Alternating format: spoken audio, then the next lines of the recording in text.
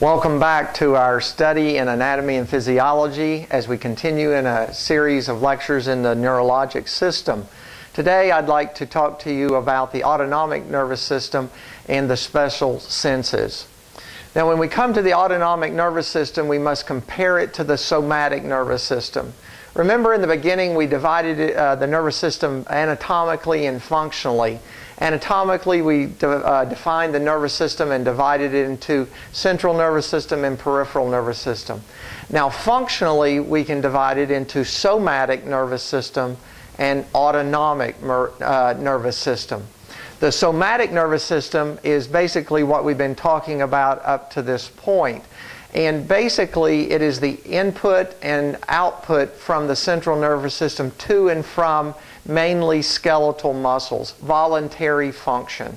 So one of the major points of the somatic nervous system is it is considered to be a voluntary nervous system or response. And that is to be contrasted with the autonomic nervous system, which is made up of both the sympathetic and parasympathetic subdivisions, and it is considered to be the involuntary functional nervous system. Now, the somatic nervous system, in a brief review, has the spinal nerves and the cranial nerves, and it goes to and from voluntary skeletal muscle. And it will have, for the most part, a mixed nerve, except for some exceptions in the cranial nerves to the eye muscles and to the tongue.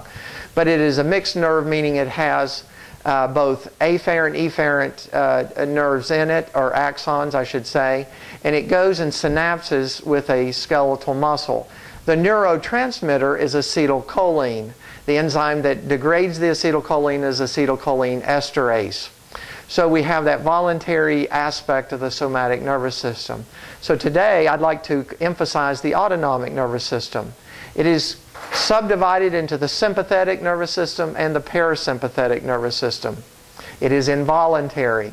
Now, to contrast it with the somatic nervous system, we need to realize that there is just not one spinal nerve or one nerve, peripheral nerve, going to an effector cell.